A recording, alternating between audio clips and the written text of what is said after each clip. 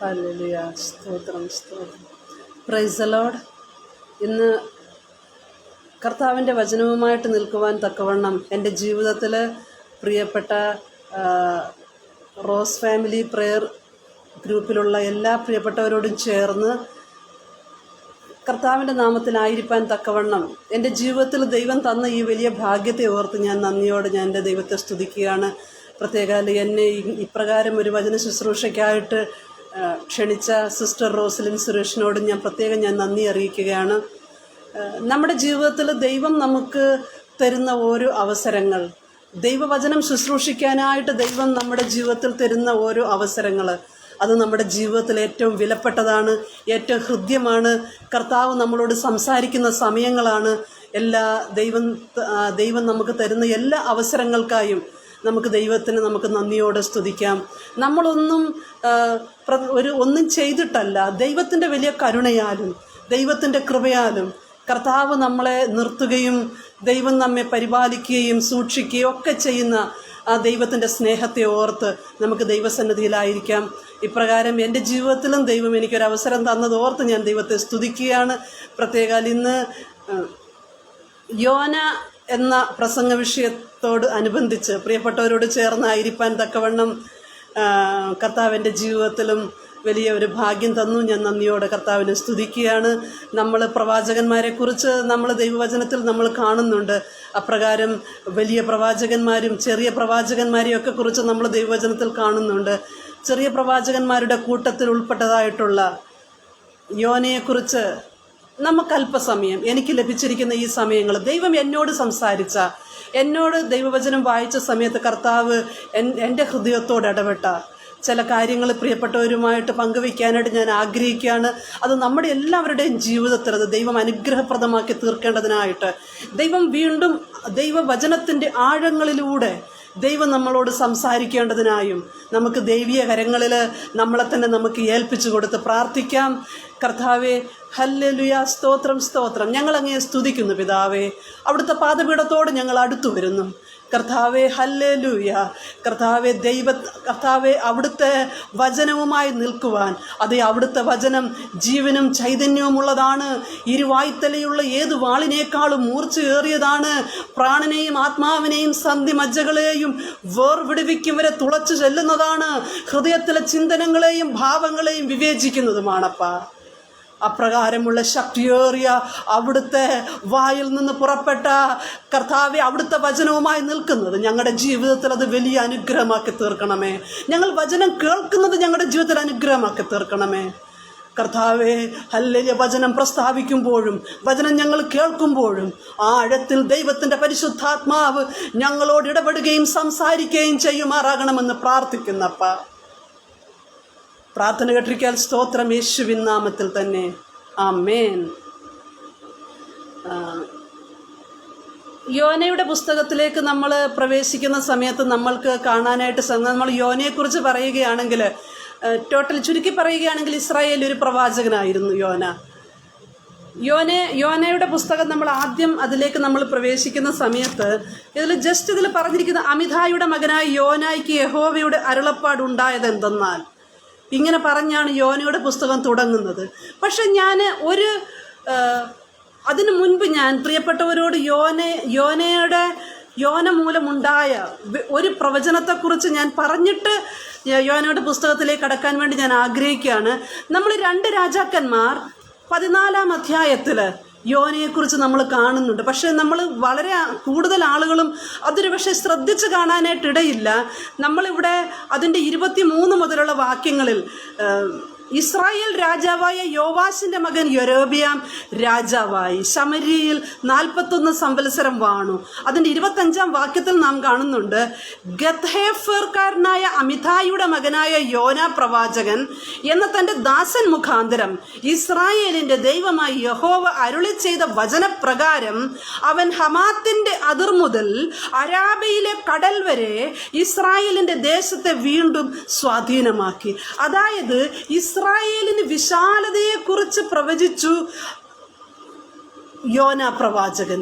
അത് അപ്രകാരം തന്നെ സംഭവിക്കാനായിട്ടിടയായി തീർന്നു. അത് ഇവിടെ നമ്മൾക്കറിയാം, പ്രവചനം നമ്മൾ പറഞ്ഞതിന് ശേഷം, ദൈവാത്മാവിൽ നമ്മളൊരു കാര്യം പറഞ്ഞതിന് ശേഷം അത് വളരെ സക്സസ്ഫുള്ളായി തീർന്നു. അങ്ങനൊരു ഭയങ്കര ഒരു സക്സസ്ഫുള്ളായിട്ടുള്ള ഒത്തുവരുന്ന ഒരു പ്രവചനം അത് പറഞ്ഞതായിട്ട് നമ്മളിവിടെ 2 രാജാക്കന്മാരുടെ പുസ്തകത്തിൽ നാം കാണുന്നുണ്ട്. അതുപോലെ വീണ്ടും യോനായ്ക്കൊരു ദൈവശബ്ദമുണ്ടായത്, ദൈവത്തിൻ്റെ അരുളപ്പാടുണ്ടായത്, മഹാനഗരമായ നിനവയിലേക്ക് ചെന്ന് അതിന് വിരോധമായി പ്രസംഗിക്കുക, അവരുടെ ദുഷ്ടത എൻ്റെ സന്നിധിയിൽ എത്തിയിരിക്കുന്നു.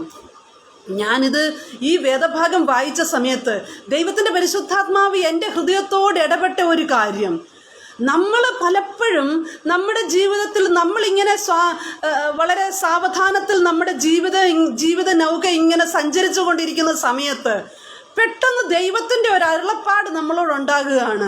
നീ ഇവിടെ വല്ല, നീ ഇന്ന സ്ഥലത്താണ് നീ പോകേണ്ടതെന്നൊരു പക്ഷേ നമ്മളോടൊരു ആലോചന പറയുകയാണെങ്കിൽ, കാരണം എൻ്റെ ജീവിതത്തിൽ ഇതുണ്ടായിട്ടുണ്ട്. അതുകൊണ്ട് ഞാൻ പറയുകയാണ്, കേരളത്തിൽ സുഖമായിട്ട് ദൈവവേല ചെയ്തുകൊണ്ടിരുന്ന സമയത്ത് ഞങ്ങളെ കാണുന്ന പ്രവാചകന്മാർ മുഴുവൻ പറയുമായിരുന്നു, നിങ്ങളുടെ ദൈവവേല ഇവിടെയല്ല, നിങ്ങളുടെ ദൈവവേല നോർത്ത് ഇന്ത്യയിലാണെന്ന്. ഞാൻ ആ സമയത്ത് ഒത്തിരി കരഞ്ഞിട്ടുണ്ട്. കാരണം ഞാൻ നോർത്ത് ഇന്ത്യയിൽ നിന്ന് കേൾക്കുമ്പോഴേ എനിക്ക് പേടിയുള്ള ഒരു വ്യക്തിയായിരുന്നു. ഞാൻ ഇന്ന് ഉത്തർപ്രദേശിലെത്തിയിരിക്കുന്നത്. കാരണം ഒത്തിരി ഞാൻ ഭാരപ്പെട്ട് കരഞ്ഞിട്ടുണ്ട്. പക്ഷെ ദൈവം എന്നോട് വ്യക്തിപരമായി ദൈവം ചില ദർശനങ്ങൾ, ചില സ്വപ്നങ്ങൾ തന്ന് ദൈവം എന്നെ ശക്തീകരിച്ചത് കൊണ്ടാണ് ഞാനിന്ന് പ്രത്യേകിച്ച് ഈ പർട്ടിക്കുലറായിട്ടുള്ള ഈ ഒരു സ്ഥലത്ത്, മധുര ജില്ലയിൽ ഞാൻ ആയിരിക്കുന്നത്. അതേ പ്രിയപ്പെട്ടവരെ, അതിന് വിരോധമായി പ്രസംഗിക്കുക. ഇവിടെ പറയുന്നത് നിനവയിലേക്ക് ചെന്ന്, അത് ദുഷ്ടത വലിയതായിട്ട് ദൈവസന്നിധിയിൽ വരെ എത്തത്തക്കവണ്ണമുള്ള അത്രത്തോളം ദുഷ്ടതയിൽ കഴിഞ്ഞിരുന്ന ആ ജനത്തോട് അവരെ മാനസാന്തരപ്പെടാനായിട്ട് പ്രസംഗിക്കാനാണ് യോനയോട് പറഞ്ഞത്. പക്ഷേ ആ സമയത്ത് അതിന് മനസ്സായില്ല. എന്നാൽ യോന യഹോവയുടെ സന്നിധിയിൽ നിന്ന് തർശീസിലേക്ക് ഓടിപ്പോകേണ്ടതിന് പുറപ്പെട്ട് യാഫോവിലേക്ക് ചെന്നു. അതേ പ്രിയപ്പെട്ട, ഞാനൊരു കാര്യം ചോദിച്ചോട്ടെ. ഞാനിപ്പോൾ പറഞ്ഞല്ലോ, ദൈവം ഞങ്ങളോട് വ്യക്തിപരമായിട്ട് ഇടപെട്ട് സംസാരിച്ച് ഞങ്ങളിവിടെ കൊണ്ടുവന്നു. എത്രയോ പേരോട് അനേക നാളുകളായിട്ടും സുവിശേഷം എത്താത്ത അനേക സ്ഥലങ്ങളിൽ കർത്താവിൻ്റെ നാമ മഹത്വത്തിനു വേണ്ടി കടന്നു പോകാൻ പറഞ്ഞിട്ടും ദൈവശബ്ദം കേട്ടിട്ടും യോനയെപ്പോലെ നിനവേയ്ക്ക് പോകേണ്ടതിന് പകരം തർശീസിലേക്ക് കൂലി കൊടുത്ത് നിൽക്കുന്ന എത്രയെത്ര വ്യക്തി ജീവിതങ്ങൾ ഇന്നെൻ്റെ ശബ്ദം കേൾക്കുന്നുണ്ട്. അതേ പ്രിയപ്പെട്ട ദൈവവേദലെ, ദൈവം നമ്മളോട് ഒരു ശുശ്രൂഷ, ഒരു ദൈവശബ്ദം നമ്മൾ കേട്ടിട്ടുണ്ടെങ്കിൽ, ദൈവം നമ്മുടെ മേലൊരു ശുശ്രൂഷ പകർന്നിട്ടുണ്ടെങ്കിൽ, ദൈവം നമ്മളോട് ഒരു അരുളപ്പാട് അറിയിച്ചിട്ടുണ്ടെങ്കിൽ, ദൈവം നമ്മളെക്കുറിച്ച് ആഗ്രഹിക്കുന്നത് ദൈവം പറയുന്ന അതേ ദിശയിലേക്ക് നമ്മൾ പോകാനാണ്. എത്രയോ പേരോട് ദൈവം പറയാറുണ്ട്. നോർത്ത് ഇന്ത്യയിൽ എത്രയോ ആളുകൾ യേശു എന്തെന്ന് പോലും അറിയാത്ത അനേക ഗ്രാമങ്ങളുണ്ട്. നമ്മൾ യേശുവിനെ കുറിച്ച് പറയുകയാണെങ്കിൽ നമ്മൾ എന്തോ ഫോറിൻ ബോഡിയാണ് നമ്മൾ, അങ്ങനെ പോലും ചിന്തിക്കുന്ന വ്യക്തികളുണ്ട്. ഈവൻ കേരളം ഒരു സംസ്ഥാനമാണ്, ഒരു കൺട്രിയാണെന്ന് പോലും ചിന്തിക്കുന്നവരുണ്ട് ഇവിടെ. അത്രത്തോളം ദൈവവചനം ക്രിസ്ത്യാനികൾ എന്തെന്ന് പോലും അറിയാത്ത വ്യക്തികളുടെ ഇടയിലേക്ക് കടന്നു വന്ന് സുവിശേഷം അറിയിക്കാൻ നമ്മളോട് പറഞ്ഞാൽ, ഇന്നൊരു പക്ഷേ നമ്മൾ യോനയെക്കുറിച്ച് വളരെ ഘോരഘോരം നമ്മളൊക്കെ പ്രസംഗിക്കുമായിരിക്കാം. എങ്കിൽ ഞാനൊന്ന് ചോദിച്ചോട്ടെ, ഈ നിനവയിലേക്ക് നിന്നോട് കടന്നു വരാനായിട്ട് പറഞ്ഞാൽ ഈ ശബ്ദം കേൾക്കുന്ന ഓരോ വ്യക്തിയും വരാൻ തയ്യാറാണോ? അത് നമ്മളോട് തന്നെ ചോദിക്കേണ്ടത് ആവശ്യമാണ്. അതെ, അവൻ തർശീസിലേക്ക് പോകുന്ന ഒരു കപ്പൽ കൊണ്ട് കൂലി കൊടുത്ത് യഹോവയുടെ സന്നിധിയിൽ നിന്ന് അവരോടുകൂടെ തർശീസിലേക്ക് പൊയ്ക്കളവാൻ. അതേ, തർശീസിലേക്ക് പോകുന്ന ഒരു കൂട്ടം ആളുകളുണ്ട്.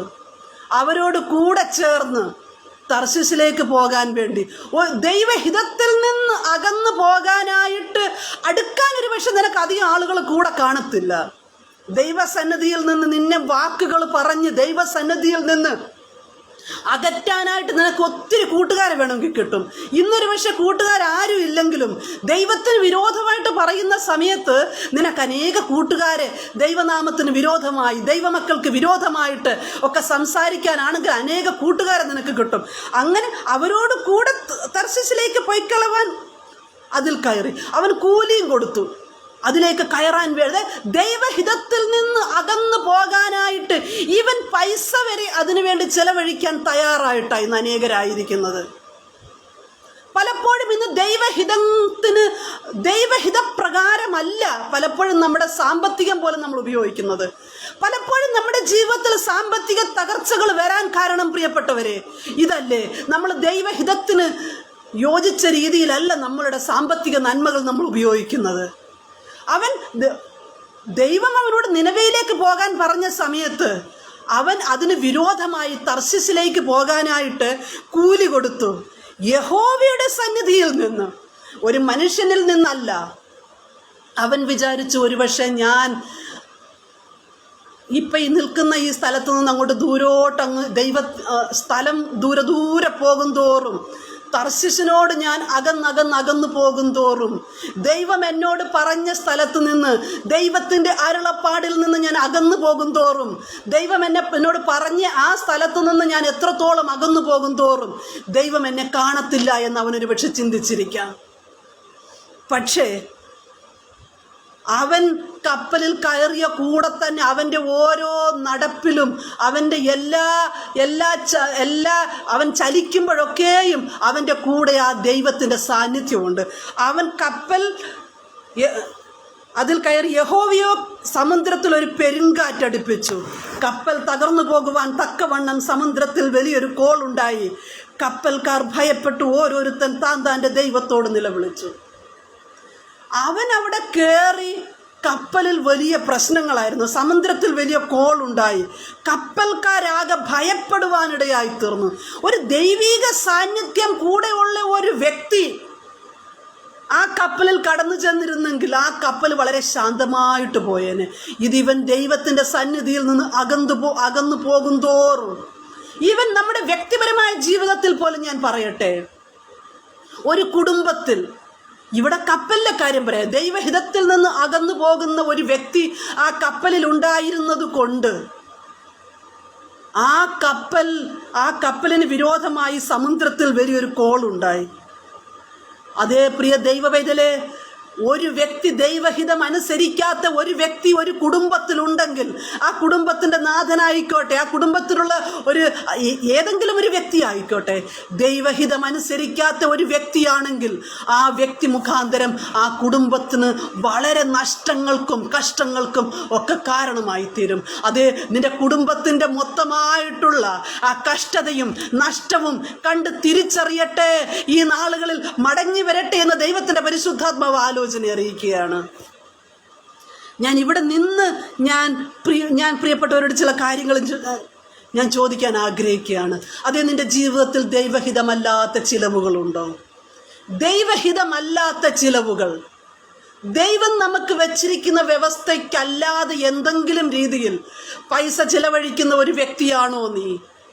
എങ്കിൽ ഈ നാളുകളിൽ മടങ്ങി വരട്ടെ.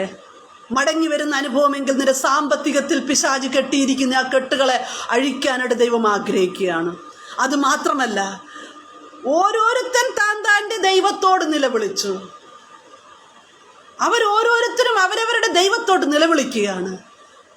പക്ഷെ യോന നിലവിളിച്ചതായിട്ട് ഇവിടെ നമ്മൾ കാണുന്നില്ല.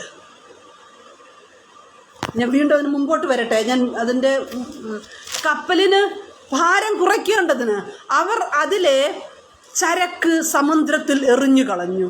യോനയോ കപ്പലിൻ്റെ അടിത്തട്ടിൽ ഇറങ്ങിക്കിടന്ന് നല്ലവണ്ണം ഉറങ്ങുകയായിരുന്നു. ജാതികളായിട്ടുള്ള വ്യക്തികൾ പോലും ദൈവത്തെ സ്തുതിക്കുന്ന സമയത്ത് നീ കിടന്നുറങ്ങുന്ന ഒരു വ്യക്തിയാണോ നീ? കപ്പൽ പ്രമാണി അവൻ്റെ അടുക്കൽ വന്ന് അവനോട്, നീ ഉറങ്ങുന്നത് എന്ത്? എഴുന്നേറ്റ് നിന്റെ ദൈവത്തെ വിളിച്ചപേക്ഷിക്കുക, നാം നശിച്ചു പോകാതിരിക്കേണ്ടതിന് ദൈവം പക്ഷേ നമ്മെ കടാക്ഷിക്കുമെന്ന് പറഞ്ഞു. ഒരു ജാതീയനായിട്ടുള്ള ഒരു വ്യക്തി ഇവനോട് വന്ന് പറയുകയാണ്, നീ ഉണർന്ന് നിന്റെ ദൈവത്തോട് നിലവിളിക്കുക, ഒരുപക്ഷെ ദൈവം നമ്മെ ഈ വലിയ കഷ്ടത്തിൽ നിന്ന് നമ്മെ വിടുവിക്കുമായിരിക്കാം. അനന്തരം അവർ വരുവീൻ, ആരുടെ നിമിത്തം ഈ അനർത്ഥം നമ്മുടെ മേൽ വന്നിരിക്കുന്നു എന്നറിയേണ്ടതിന് നാം ചീട്ടിടുക എന്ന് പറയാം. തുടർന്ന് നമ്മൾ കാണുന്നുണ്ട് അവർ ചീട്ടിടുകയാണ്. ഇവൻ ജാതികളായിട്ടുള്ള വ്യക്തികൾ അവർ തമ്മിൽ കൂടി ആലോചിച്ചാണ് ഒരു ചീട്ടിടുന്നത്. എങ്കിൽ പോലും ഈവൻ ആ ചെറിയ സിമ്പിളായിട്ടുള്ള കാര്യത്തിൽ പോലും അവിടെ ദൈവം തൻ്റെ എന്താ ദൈവത്തിൻ്റെ നീതി വെളിപ്പെടുത്തി. അവിടെ വേറെ ആരുടെയും പേരല്ല വീണത്, യോനയ്ക്കാണ് ചീട്ട് വീണത്. നമ്മളൊരു പക്ഷെ ചിന്തിക്കുമായിരിക്കാം, ഈ ചെറിയ കാര്യത്തിലൊന്നും ദൈവം എന്നെ കൺട്രോൾ ചെയ്യത്തില്ല, ഇതിലൊന്നും ദൈവത്തിനൊരു ഹിതം കാണത്തില്ല എന്ന് ഒരുപക്ഷെ നമ്മൾ ചിന്തിക്കുന്ന ഒരു വ്യക്തിയായിരിക്കാം. എങ്കിലും ദൈവത്തിൻ്റെ പരിശുദ്ധാത്മ പറയുകയാണ്, നിന്റെ ചെറുതും വലുതുമായിട്ടുള്ള ഓരോ വിഷയത്തിലും ദൈവത്തിന് പ്രത്യേക ശ്രദ്ധയുണ്ട്. നമ്മുടെ ഒരു സംസാരം പോലും വളരെ ശ്രദ്ധയോടെ ഈ നാളുകളിലായിരിക്കട്ടെ എന്ന് ദൈവത്തിൻ്റെ പരിശുദ്ധാത്മാവ് ആലോചന അറിയിക്കുകയാണ്. അതേ ചീട്ട് യോനയ്ക്ക് വീണു. തുടർന്ന് അവർ ചെന്ന് ചോദിക്കുകയാണ്, ഇതെന്തോ ഇങ്ങനെ സംഭവിക്കുന്നു, നീ ഞങ്ങൾക്ക് പറഞ്ഞു തരണം, നീ ഏത് ജാതിക്കാരനാ, നിന്റെ നാടേതാ? അവൻ പറയുകയാണ്, ഞാനൊരു എബ്രായൻ, കടലും കരയും ഉണ്ടാക്കിയ സ്വർഗീയ ദൈവമായ യഹോവയെ ഞാൻ ഭജിച്ചു വരുന്നു. ഒരു കാര്യം വളരെ സന്തോഷമാണ്, യോന ആരാണെന്നുള്ളത്, ആ ദൈവത്തിൻ്റെ മഹത്വം അതവൻ്റെ ഉള്ളിലുണ്ടായിരുന്നു. അവൻ പറയാ, ഞാനൊരു എബ്രായൻ, കടലും കരയും ഉണ്ടാക്കിയ സ്വർഗീയ ദൈവമായ യഹോവയെ ഞാൻ ഭജിച്ചു. അതേ ഈ വലിയവനായ ദൈവത്തെ അറിയുന്ന ഒരു വ്യക്തിയുടെ പോലും ജീവിതത്തിൽ സംഭവിക്കാനാകാത്ത ഒരു കാര്യമാണ് യോനയുടെ ജീവിതത്തിൽ ഉണ്ടായത്. എന്നിട്ട് അവൻ പറയുകയാണ്, അവൻ യഹോവയുടെ സന്നിധിയിൽ നിന്ന് ഓടിപ്പോകുന്നു എന്ന് അവരറിഞ്ഞതിന് ശേഷം വീണ്ടും വീണ്ടും തിരമാലകൾ കോപിച്ചുകൊണ്ടിരിക്കുക, വീണ്ടും പ്രശ്നങ്ങൾ സങ്കീർണമായിക്കൊണ്ടിരിക്കുക. ആ സമയത്ത് അവരിവനോട് തന്നെ ചോദിക്കുകയാണ്, ഞങ്ങൾ എന്ത് ചെയ്യണം? ഞാൻ ഞാൻ പറയട്ടെ, ആ സമയത്ത് പോലും ഇത്രത്തോളം കാറ്റും കോളും ആ കടലിൽ ആഞ്ഞടിക്കുന്ന സമയത്ത്, ആ കപ്പലിൽ നിന്ന് അവർക്ക് അതിലുള്ള ചരക്കുകളൊക്കെ എറിഞ്ഞു കളയുന്ന സമയത്ത് അപ്പോഴെങ്കിലും അവൻ ദൈവത്തോടൊന്ന് നിലവിളിച്ചിരുന്നെങ്കിൽ ഇത്രത്തോളം നഷ്ടങ്ങളും ഇത്രത്തോളം പ്രയാസങ്ങളും ഒരുപക്ഷെ അവൻ്റെ ജീവിതത്തിൽ വരത്തില്ലായിരുന്നു. അതേ പ്രിയപ്പെട്ടവരെ, ഞാനൊരു കാര്യം പറയട്ടെ, കുടുംബത്തിൻ്റെ ചില വ്യക്തി ജീവിതങ്ങളെ ദൈവത്തിൻ്റെ പരിശുദ്ധാത്മാവ് വളരെ വ്യക്തമായിട്ട് കാണിക്കുകയാണ്. കുടുംബത്തിൽ തകർച്ചയുടെ മേൽ തകർച്ച ഉണ്ടായിട്ടും ശരിയായ മാനസാന്തരത്തിലേക്ക് കടന്നു വരാതിരിക്കുന്ന ചില വ്യക്തി ജീവിതങ്ങളെ അതേ ദൈവത്തിൻ്റെ പരിശുദ്ധത പറയുകയാണ്, ഈ നാളുകളിൽ മടങ്ങി വരുന്ന അനുഭവമെങ്കിൽ, ദൈവശബ്ദം കേട്ട് പ്രാർത്ഥനയോടെ ഈ നാളുകളിൽ മുട്ടുമടക്കുന്ന അനുഭവമെങ്കിൽ, നഷ്ടങ്ങളും കഷ്ടങ്ങളും മാറ്റി ദൈവം ഒരു മടങ്ങി വരവിൻ്റെ ഒരു അനുഭവത്തിലേക്ക് എന്തൊക്കെയാണോ നിന്നിൽ നിന്ന് നഷ്ടമായി പോയിട്ടുള്ളത് അതിലൊക്കെയും ഒരു മടക്കി വരുത്തലിൻ്റെ ഒരു അനുഭവം ദൈവം തരാൻ വിശ്വസ്തൻ. എങ്കിൽ ഈ നാളുകളിൽ ജീവിതത്തിലെ കുറവുകൾ തിരിച്ചറിഞ്ഞ് ദൈവത്തിൽ നിന്ന് അകന്ന് മാറുന്ന അനുഭവങ്ങൾ അത് തിരിച്ചറിഞ്ഞ് മടങ്ങി വരട്ടെ എന്ന് ദൈവത്തിൻ്റെ പരിശുദ്ധാത്മാവ് ആലോചന അറിയിക്കുകയാണ്. അത് ഇവൻ ആ കടലിൽ ഉള്ളിടത്തോളം സമുദ്രം കോപിക്കുകയാണ്. അത് ദൈവത്തിൻ്റെ ഹിതപ്രകാരമല്ലാതിരിക്കുന്ന ഒരു വ്യക്തി ആ സമുദ്രത്തിൽ ഉള്ളിടത്തോളം സമുദ്രത്തിന് പോലും സഹിക്കാനായിട്ട് പറ്റുന്നില്ല, ഇവനെ അങ്ങോട്ട് ഉൾക്കൊള്ളാനായിട്ട് പറ്റുന്നില്ല. അവസാനം അവൻ്റെ തന്നെ ഉപദേശപ്രകാരം, അവൻ്റെ തന്നെ വാക്കുകൾ പ്രകാരം പിന്നെ അവർ യോനയെ എടുത്ത് സമുദ്രത്തിലിട്ടു. പക്ഷെ ആ സമയത്ത് അവർ യഹോവയോട് നിലവിളിച്ച്, ആ ജാതികളായിരിക്കുന്ന വ്യക്തി, അയ്യോ യഹോവേ, ഈ മനുഷ്യന്റെ ജീവൻ നിമിത്തം ഞങ്ങൾ നശിച്ചു പോകരുതേ, നിർദോഷ രക്തം ചൊരിയിച്ച കുറ്റം ഞങ്ങളുടെ മേൽ വരുത്തരുതേ, യഹോവേ നിനക്കിഷ്ടമായതുപോലെ നീ ചെയ്തിരിക്കുന്നുവല്ലോ എന്ന് പറഞ്ഞു. അവരുടെ ഉള്ളിലുള്ള അവര് ദൈവത്തിന്റെ സന്നിധിയിൽ അവരെ തന്നെ ഏൽപ്പിക്കുക. കാരണം ഇവൻ ഇത്ര സമയമായിട്ടും യോന എന്ന് പ്രാർത്ഥിച്ചില്ല, ഇവനെ വെള്ളത്തിൽ തള്ളിയിടാനായിട്ട് പോലും ആ ജാതികളായിരിക്കുന്ന വ്യക്തി പ്രാർത്ഥിക്കുകയാണ്. അപ്പോൾ അവർ യഹോവയെ അത്യന്തം ഭയപ്പെട്ട് യഹോവയ്ക്ക് അവനെ എപ്പം സമുദ്രത്തിലിട്ടോ സമുദ്രത്തിൻ്റെ കോപം അടങ്ങുകയും ചെയ്തു. ഓൺ ദ സ്പോട്ടിൽ അവിടെ വെച്ച് ആ സമയത്ത് തന്നെ സമുദ്രത്തിൻ്റെ കോപം ശമിച്ചു. അതേ പ്രിയപ്പെട്ടവരെ, ഒരു ദൈവത്തിൻ്റെ ഹിതം നിവർത്തിക്കാതിരിക്കുന്ന ഒരു ഭാവം അത് നമ്മളിലുണ്ടെങ്കിൽ, ഇന്ന് വ്യക്തിപരമായ കാര്യത്തിൽ ദൈവത്തിൻ്റെ പരിശുദ്ധാത്മാവ് ഇടപെടുകയാണ്. ദൈവഹിതം അനുസരിക്കാത്ത ഒരു സ്വഭാവം അത് നമ്മളിലുണ്ടെങ്കിൽ, നമ്മൾ ദൈവവചനം കേൾക്കുന്ന സമയത്ത് അത് ഒരു യോനയെ എടുത്ത് വെള്ളത്തിലിട്ടതുപോലെ നമ്മളിലുള്ള ആ കുറവ് ആ ദൈവശബ്ദം കേൾക്കുമ്പോൾ ദൈവത്തിൽ നിന്ന് അകന്നു പോകുന്ന ആ സ്വഭാവം, അത് ഈ സമയം നമ്മൾ ഓരോരുത്തരും ഉപേക്ഷിക്കേണ്ടതാണെന്ന് ദൈവത്തിൻ്റെ പരിശുദ്ധാത്മാവ് ആലോചന അറിയിക്കുക. കേവലം ഒരു യോനയുടെ ആ ഒരു ഉദാഹരണത്തിലൂടെ ഇന്ന് വ്യക്തിപരമായിട്ടും ദൈവം നമ്മളോടതാ പറയുന്നത്. യോനയെപ്പോലുള്ള സ്വഭാവങ്ങൾ നമ്മുടെ ഉള്ളിൽ അടങ്ങിയിരിക്കുന്നതിന് ദൈവസന്നിധിയിൽ ഏറ്റുപറഞ്ഞ് ഉപേക്ഷിക്കട്ടെ. എങ്കിൽ നിന്റെ ജീവിതത്തിൽ അതേ തുടരെ ആഞ്ഞടിച്ചുകൊണ്ടിരിക്കുന്ന ഈ പ്രതികൂലങ്ങളിൽ നിന്നും പ്രശ്നങ്ങളിൽ നിന്നും വ്യക്തമായ ഒരു വിടുതൽ നിനക്ക് ലഭിക്കുമെന്ന് ദൈവത്തിൻ്റെ പരിശുദ്ധാത്മാവ് ആലോചന അറിയിക്കുകയാണ്. അതേ ദൈവാത്മാവ് അതേ ഇന്ന് വ്യക്തികളോടുള്ള ബന്ധത്തിൽ ഇന്ന് ദൈവാത്മാവ് ചോദിക്കുകയാണ്, നീ നിന്റെ സാമ്പത്തികം നീ ദൈവഹിതമല്ലാത്ത കാര്യങ്ങൾക്ക് വേണ്ടിയാണ് നീ ഉപയോഗിക്കുന്നത്. എന്തൊക്കെ ദൈവഹിതമല്ലാത്ത കാര്യങ്ങൾക്ക് വേണ്ടിയാണ് നീ നിന്റെ സാമ്പത്തിക നന്മകൾ ഉപയോഗിക്കുന്നത്? വീണ്ടും ദൈവാത്മാവ് ചോദിക്കുന്നു, ഏത് പ്രതികൂലങ്ങളിലൂടെ പ്രശ്നങ്ങളിലൂടെ കടന്നു പോകുമ്പോഴും നീ പ്രാർത്ഥിക്കുന്ന ഒരു വ്യക്തിയാണോ? പ്രാർത്ഥിക്കാൻ നിനക്ക് കഴിയുന്നുണ്ടോ? പ്രശ്നങ്ങൾ പ്രതികൂലങ്ങൾ ജീവിതത്തിൽ ആഞ്ഞടിക്കുമ്പോഴും പ്രാർത്ഥിക്കാൻ കഴിയാതെ വണ്ണം ദൈവത്തിൽ നിന്ന് അകന്നിരിക്കുന്ന ഒരു വ്യക്തിയാണോ നീ?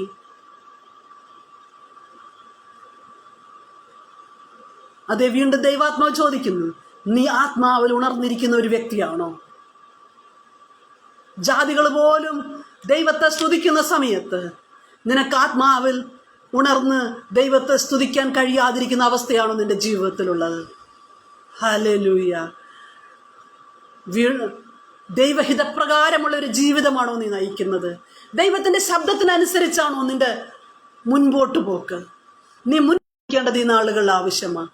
ദൈവഹിതപ്രകാരമാണോ ഞാൻ എൻ്റെ ജീവിതത്തിൽ ഈ സ്റ്റെപ്പുകൾ വെക്കുന്നത്?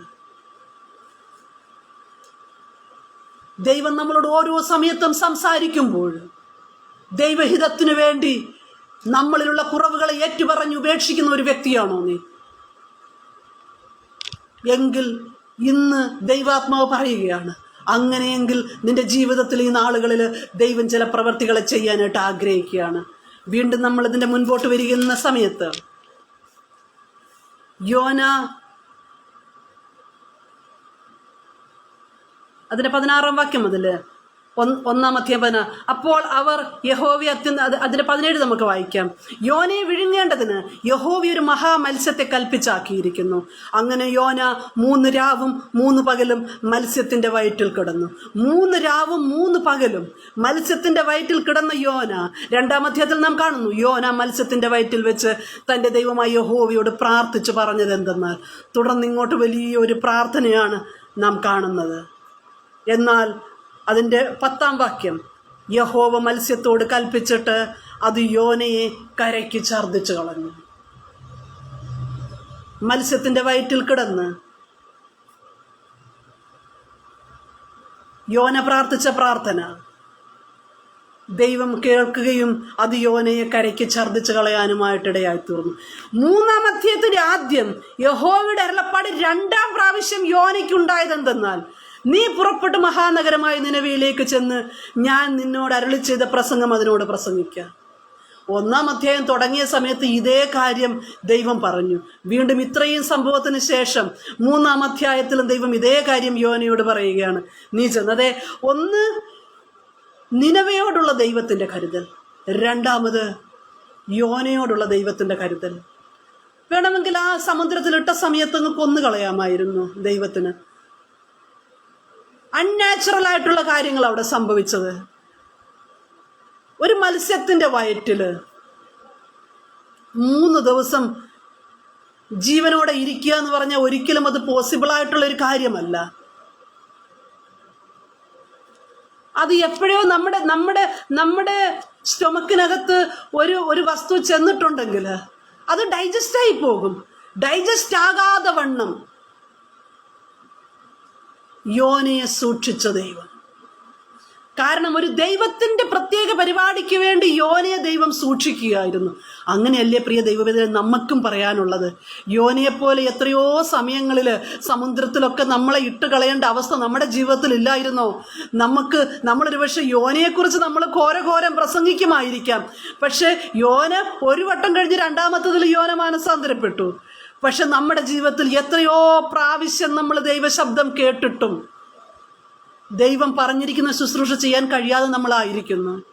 ദൈവത്തിൻ്റെ ആ മഹാകരുണയോർത്ത് നമുക്ക് നമ്മുടെ ദൈവത്തെ സ്തുതിക്കാം. അതെ, 3 ദിവസം ഒരു പ്രകൃതിയിൽ ഒരിക്കലും സംഭവിക്കാത്തൊരു കാര്യം, ഒരു മത്സ്യത്തിൻ്റെ വയറ്റിൽ 3 രാവും പകലും യോന ജീവനോടെ ഇരിക്കാനായിട്ടിടയായി തീർന്നു. അതെ, ആ ദഹനം ഒന്നും നടക്കാതെ, ഡൈജഷൻ ഒന്നും നടക്കാതെ ദൈവം അവന്, അതായത് ആ മത്സ്യത്തിൻ്റെ ഡൈജസ്റ്റീവ് സിസ്റ്റത്തെ വരെ കൺട്രോൾ ചെയ്ത് ദൈവം അവനെ അവിടെ പ്രൊട്ടക്റ്റ് ചെയ്യാനായിട്ട് ഇടയായി തീർന്നു.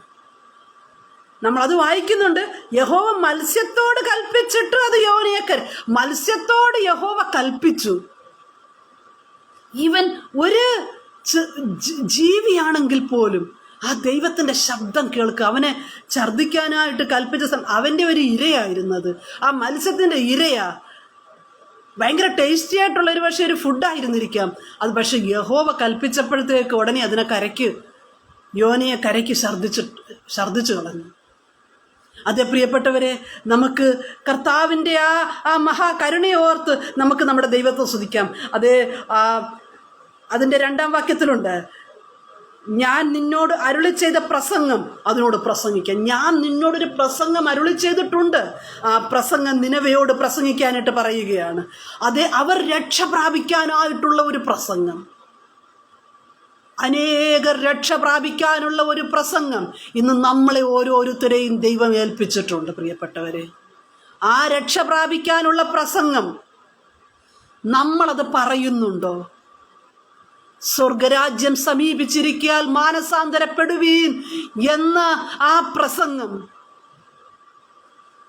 നമ്മുടെ ഗുരു ഗലീലയിൽ തുടങ്ങി പ്രസംഗിച്ച ആ പ്രസംഗം നമ്മൾ ഇന്ന് എത്ര പേരോട് പറയുന്നുണ്ട്? അങ്ങനെ യോന പുറപ്പെട്ട് യഹോവയുടെ കൽപ്പന പ്രകാരം നിനവയിലേക്ക് ചെന്നു. എന്നാൽ നിനവെ 3 ദിവസത്തെ വഴിയുള്ള അതിമഹത്തായ ഒരു നഗരമായിരുന്നു. യോന നഗരത്തിൽ കടന്ന് ആദ്യം 1 ദിവസത്തെ വഴി ചെന്ന് ഇനി 40 ദിവസം കഴിഞ്ഞാൽ നിനവെ ഉന്മൂലമാകുമെന്ന് ഘോഷിച്ചു പറഞ്ഞു. കർത്താവ് പറഞ്ഞ ആ കാര്യം അവിടെ ചെന്ന് പറയുക. പക്ഷെ നിനവേക്കാർ ദൈവത്തിൽ വിശ്വസിച്ച് ഒരു ഉപവാസം പരസ്യം ചെയ്ത് വലിയവരും ചെറിയവരും ഒരുപോലെ രട്ടെടുത്ത് ആ പ്രസംഗം അവിടെ നിനവേയിൽ വളരെ ആ യോന ഉദ്ദേശിച്ചതിലും അപ്പുറമായിട്ട് വളരെ മാനസാന്തരത്തോടെ അവരാ പ്രസംഗം ഏറ്റെടുത്തു. രാജാവ് സിംഹാസനത്തിൽ നിന്ന് എഴുന്നേറ്റ് രാജവസ്ത്രം നീക്കിവെച്ച് രട്ടുപുതച്ച് വെണ്ണീറിലിരുന്നു. അവൻ നിനവേയിലെങ്ങും ഘോഷിച്ച് പരസ്യമാക്കിയത് എന്തെന്നാൽ രാജാവിൻ്റെയും അവൻ്റെ മഹത്തുക്കളുടെയും ആജ്ഞയാവിത്, മനുഷ്യനോ മൃഗമോ കന്നുകാലിയോ ആടോ ഒന്നും ഒരു വസ്തുവും ആസ്വദിക്കരുത്, മേയുകയും വെള്ളം കുടിക്കുകയും അരുത്. മനുഷ്യനും മൃഗവും രട്ടുപുതച്ച് ഉച്ചത്തിൽ ദൈവത്തോട് വിളിച്ച് അപേക്ഷിക്കണം. ഓരോരുത്തൻ താൻ താൻ്റെ ദുർമാർഗവും താൻ താൻ്റെ കൈക്കലുള്ള സാഹസവും വിട്ട് മനംതിരികയും വേണം.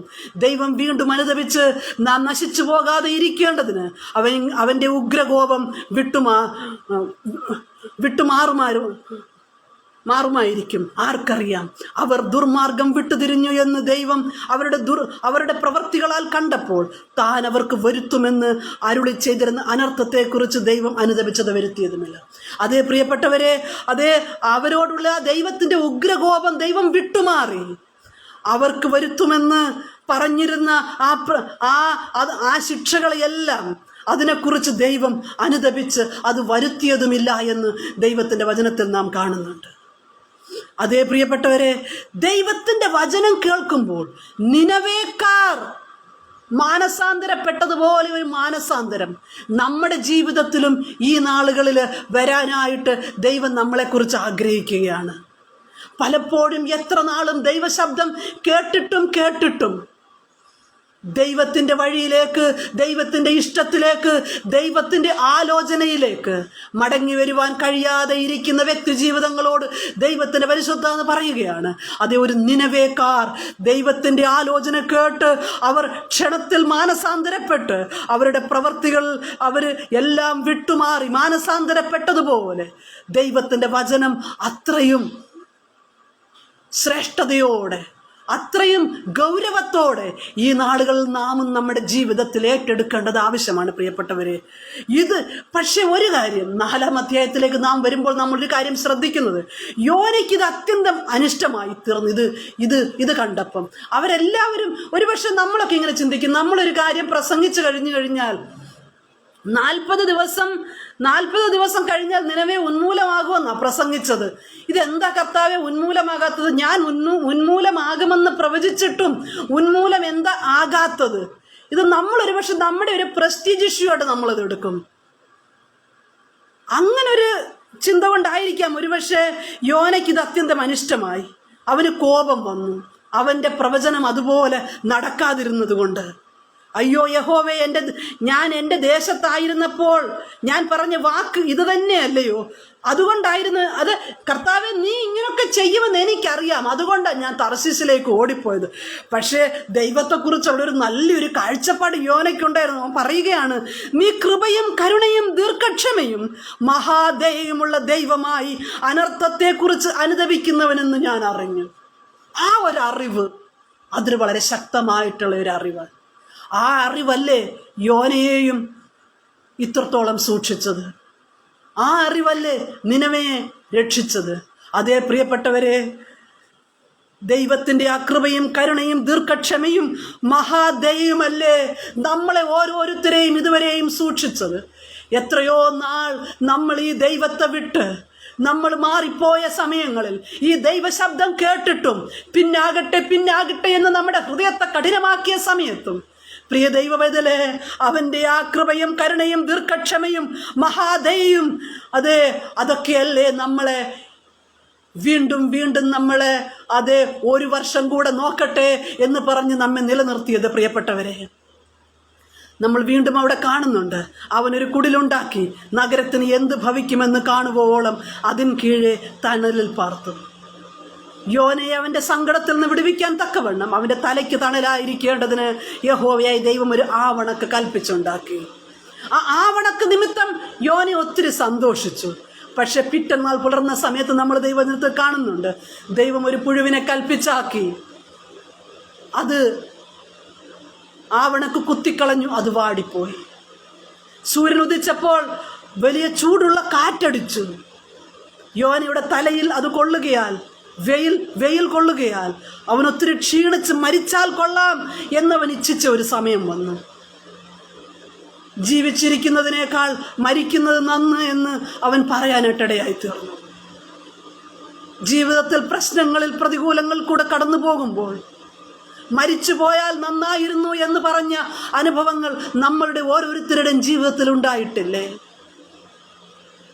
നമ്മൾ ആകേണ്ടതുപോലെ ഒന്ന് ആയിത്തീരാനാണ് ചില ചൂട് കാറ്റുകൾ, ചില ഉഷ്ണങ്ങൾ ഒക്കെ നമ്മുടെ തലയിൽ അടിക്കുവാനായിട്ട് ഈ നല്ലവനായ ദൈവം അനുവദിച്ചത്. പ്രിയപ്പെട്ടവരെ, ഈ മഹാകരുണയും ദീർഘക്ഷമയും കൃപയും ഒക്കെയുള്ള നമ്മുടെ ദൈവം നമ്മുടെ ജീവിതത്തിൽ ഇതിൻ്റെയൊക്കെ നമ്മൾ ഏതവസ്ഥകൾ കൂടെ കടന്നു പോയാലും അതിൻ്റെയൊക്കെ പരമമായിട്ടുള്ള ഒരു ലക്ഷ്യം നമ്മളെ അവൻ്റെ വിളിയുടെ ആ പാരമ്യത്തിലേക്ക് എത്തിക്കുക എന്നുള്ളതാണ്.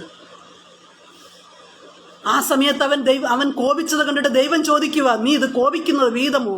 അവൻ പറയുകയാണ്, ഞാൻ മരണപര്യന്തം കോപിക്കുന്നത് വിഹിതം തന്നെ എന്ന് പറഞ്ഞു. അതിന് യഹോവ അത് വളരെ ഒരു എക്സാമ്പിൾ കൊടുത്തിട്ട് ദൈവം അവനോട് ചോദിക്കുകയാണ്, നീ അധ്വാനിക്കുകയോ വളർത്തുകയോ ചെയ്യാതെ ഒരു രാത്രിയിൽ ഉണ്ടായി വരികയും ഒരു രാത്രിയിൽ നശിച്ചു പോവുകയും ചെയ്തിരിക്കുന്ന ആവണക്കിനെ കുറിച്ച് നിനക്ക് അയ്യോ ഭാവം തോന്നുന്നുവല്ലോ. എന്നാൽ വലങ്കയും ഇടങ്കയും തമ്മിൽ തിരിച്ചറിഞ്ഞുകൂടാത്ത 1,20,000 ചില്വാരം മനുഷ്യരും അനേകം മൃഗങ്ങളുമുള്ള മഹാനഗരമായ നിനവയോട് എനിക്ക് അയ്യോ ഭാവം തോന്നരുതോ എന്ന് വളരെ അവൻ്റെ ഹൃദയത്തിൽ അവനെ ടച്ച് ചെയ്യത്തക്കവണ്ണമുള്ള ഒരു ഉദാഹരണമായിരുന്നു അവിടെ ദൈവം പറഞ്ഞത്. അവന് ഒറ്റ രാത്രി കൊണ്ട് അവൻ അധ്വാനിക്കുകയോ വളർത്തുകയോ ഒന്നും ചെയ്യാതെ കിളിർത്തു വന്ന ഒരു ആവണക്ക് നശിച്ചു പോയതിൽ ഇത്രത്തോളം അയ്യോഭാവം അവൻ്റെ ജീവിതത്തിൽ അവന് തോന്നുകയാണെങ്കിൽ, ദൈവം 1,20,000 ചില്വാനം ആളുകൾ മരിക്കുന്നതിൽ നിന്ന് അവർക്ക് വീണ്ടും അവസരങ്ങൾ കൊടുത്ത് അവരെ രക്ഷയിലേക്ക് അവരോട് എനിക്ക് അയ്യോ ഭാവം തോന്നരുതോ എന്ന ദൈവം ചോദിക്കുന്നത്. അതേ, നമ്മൾ യെശയ്യാ പ്രവചനം 60-ാം അധ്യായത്തിൽ നാം കാണുന്നുണ്ട്. ജാതികൾക്ക് പ്രകാശമാക്കി, അബ്രഹാമിൽ കൂടെ ഉള്ള വാഗ്ദത്തമാണത്. ജാതികൾക്ക് പ്രകാശമായിട്ട് ഈ ജാതികളോട് ഈ രക്ഷയെ അറിയിക്കേണ്ടതിനാണ് ദൈവം നമ്മളെ ഓരോരുത്തരെയും വെച്ചിരിക്കുന്നത്. അതേ പ്രിയപ്പെട്ടവരെ, നമ്മൾ ദൈവവചനത്തിൽ കാണുന്നുണ്ട്, അശ്ശൂറിന്റെ തലസ്ഥാനമാണ് നിനവേ. നിനവേ മാനസാന്തരത്തിലേക്ക് വരുന്നത്. യോനയുടെ ജീവിതത്തിൽ ഇസ്രായേലിന് വിരോധികളായി നിൽക്കുന്ന ആ തർശീശ് നിനവേയിലുള്ളവർ, അവർ മാനസാന്തരത്തിലേക്ക് വരുന്നത് സഹിക്കാൻ പറ്റാതെയാണ് അവൻ തർശീശിലേക്ക് ഓടിപ്പോകുന്നത്. ദൈവം നമ്മളോട് തോന്നുന്ന അതേ കരുണ ഇന്നും അനേകരോട് തോന്നാൻ വേണ്ടി ദൈവത്തിന് ഓരോരുത്തരോടും അറിയിക്കാനുള്ള ആ കരുണ, അത് പ്രസ്താവിക്കാനാണ് നമ്മളെ ഓരോരുത്തരെയും ഈ ദൗത്യം ഏൽപ്പിച്ച് നിർത്തിയിരിക്കുന്നത്. നമ്മളെ ഈ ദൗത്യം ഏൽപ്പിച്ചിരിക്കുന്നത് ഒരു യോനയെപ്പോലെ ദൈവം ഏൽപ്പിച്ചിരിക്കുന്ന ആ പ്രസംഗം. അത് നമ്മളൊരു 3-ാം അധ്യായത്തിൽ നമ്മൾ കാണുന്നുണ്ട്. ഞാൻ നിന്നോട് അരുളി ചെയ്ത പ്രസംഗം അതിനോട് പ്രസംഗിക്കുക. നമ്മളെ ഒരു പ്രസംഗം ദൈവം ഏൽപ്പിച്ചിട്ടുണ്ട്. ആ പ്രസംഗം അനേകരോട് പ്രസംഗിക്കാനാണ്, ജാതികളുടെ രക്ഷയാകേണ്ടതിന് വേണ്ടിയാണ്. അബ്രഹാമിൽ കൂടെയുള്ള ആ ദൈവത്തിന്റെ വാഗ്ദത്തം അത് യേശുക്രിസ്തുവിലൂടെ വന്ന് അത് നമ്മോളം നിൽക്കുന്നത്. അതേ പ്രിയപ്പെട്ടവരെ, ഞാനിന്ന് ചോദിക്കട്ടെ, അത് നമ്മോളം വന്ന് ഇനി ഒഴുകാൻ പറ്റാതെ വഴിമുട്ടി നിൽക്കുകയാണോ? എങ്കിൽ നമുക്ക് നമ്മളെ തന്നെ ദൈവീയ കരത്തിലേക്ക് നമുക്ക് ഏൽപ്പിച്ചു കൊടുക്കാം. ഒരു നിനവേ പട്ടണം മാനസാന്തരപ്പെട്ടെങ്കിൽ 1,20,000-ൽ ചില്ലുവാനും ആളുകളെ കുറിച്ച് ദൈവത്തിന് അയ്യോഭാവം തോന്നി. വാഗ്ദത്തത്തിന്റെ വിഷയങ്ങൾക്ക് അന്യരും പരദേശികളുമായിരുന്ന ഒരു കൂട്ടത്തെ ഒരു പ്രസംഗം കൊണ്ട് ദൈവം വിടുവിച്ചെങ്കിൽ, അതേ പ്രിയപ്പെട്ടവരെ, നമ്മുടെ 4 ചുറ്റും എത്രയോ വ്യക്തി ജീവിതങ്ങളാണ് യേശുവിനെ അറിയാത്തവരായി. അധർമ്മം ദൈവസന്നിധിയിൽ എത്തി നിൽക്കുന്ന എത്രയോ പേരാണ് ഇന്ന് നമ്മുടെ 4 ചുറ്റുമുള്ളത്.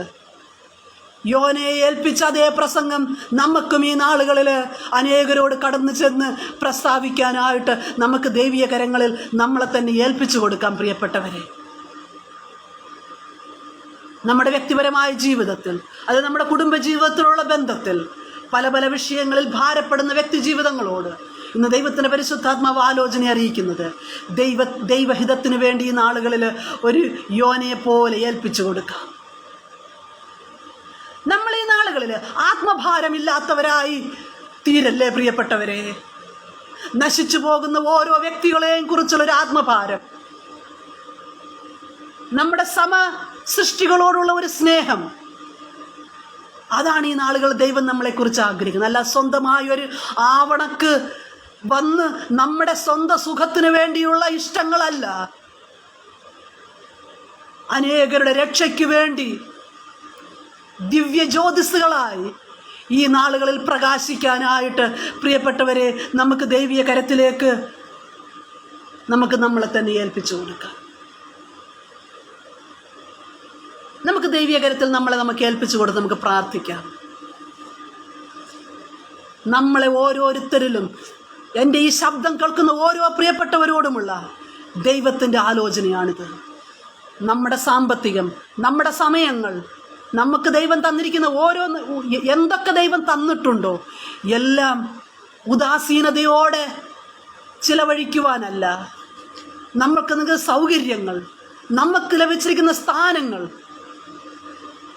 ഇതെല്ലാം ഈ നാളുകളിൽ അനേകരുടെ രക്ഷയ്ക്ക് മുഖാന്തരമായി തീരാൻ ദൈവം നമ്മളെ ഉപയോഗിക്കട്ടെ.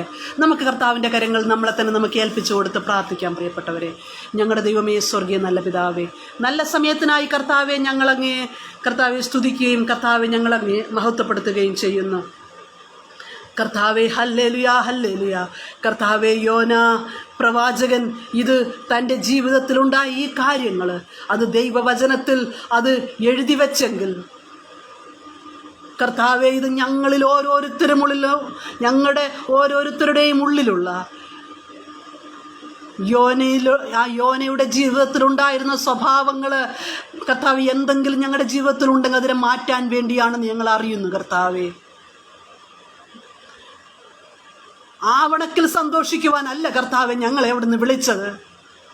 ആ 1,20,000 ചില്ലുവാനും പേർ അവർ മാനസാന്തരപ്പെട്ടതിൽ ഞങ്ങളുടെ കർത്താവിനോട് ചേർന്ന്, ഞങ്ങളുടെ പിതാവിനോട് ചേർന്ന് സന്തോഷിപ്പാൻ ഈ നാളുകൾ ഞങ്ങളെ അവിടുന്ന് സഹായിക്കണം കർത്താവെ. അവിടുന്ന് ഞങ്ങൾക്ക് ഒരുക്കി, ഞങ്ങൾ സ്വായത്തമാക്കിയ ഈ രക്ഷ, ഞങ്ങൾക്ക് അവിടുന്ന് വെളിപ്പെടുത്തിയ ഈ സത്യം, അത് അനേകരോളം എത്തുവാൻ ഒരു മാധ്യമമാക്കി ഞങ്ങളെ അവിടുന്ന് തീർക്കുമാറാകണമെന്ന് പ്രാർത്ഥിക്കുന്നു കർത്താവെ. ഈ യോനയുടെ പുസ്തകം, അത് ഈ സത്യവേദ പുസ്തകത്തിൽ അത് എഴുതിച്ച് അത് കൂട്ടിച്ചേർത്തിരിക്കുന്നത് ഞങ്ങളുടെ ഓരോരുത്തരുടെയും ജീവിതത്തിൽ അപ്രകാരമുള്ള അനുഭവങ്ങളിൽ നിന്ന് വേർതിട്ടിരിപ്പാനും കർത്താവെ ഞങ്ങൾ മാനസാന്തരപ്പെടാനുമെന്ന് ഞങ്ങൾ അറിയുന്നപ്പാ. അവിടുത്തെ കരത്തിലേക്ക് അടിയങ്ങളെ ഏൽപ്പിക്കുന്നു. ആഴത്തിലൊരു രൂപാന്തരം ഞങ്ങളുടെ ജീവിതത്തിൽ തരണമേ. കർത്താവ് പറയുന്നത് എന്തെന്ന് കേട്ട് അത് അപ്രകാരം ചെയ്യാൻ ഞങ്ങളെ സഹായിക്കണമേ. ദൈവശബ്ദത്തിൽ നിന്ന് ഞങ്ങൾ അകന്നു പോകുന്നവരായിട്ടല്ല, ഞങ്ങൾ ദൈവശബ്ദത്തിലേക്ക് അടുത്തു വരുന്നവരായിട്ട്, അതേ അപ്പ അവിടുത്തെ ഇഷ്ടം ഞങ്ങളിലാകട്ടെ എന്ന് പറഞ്ഞ് സമർപ്പിക്കുന്നവരാക്കി ഞങ്ങളെ തീർക്കണമേ. പ്രാർത്ഥന കേട്ടിരിക്കാൻ സ്തോത്രം, യേശുവിൻ നാമത്തിൽ തന്നെ, ആമേൻ. Praise the Lord.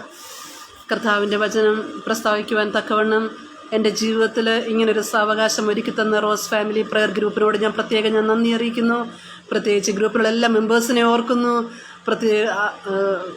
പ്രത്യേകമായിട്ട് സിസ്റ്റർ റോസലിൻ സുരേഷ് എന്നെ ഓർത്ത് ഞാൻ നന്ദി പറയുന്നു. കേട്ട വചനങ്ങൾ നമ്മുടെ എല്ലാവരുടെയും ജീവിതത്തിൽ അനുഗ്രഹമായി തീരട്ടെ. ദൈവം നമ്മളെ ഒന്നിച്ച് അനുഗ്രഹിക്കട്ടെ. God bless you.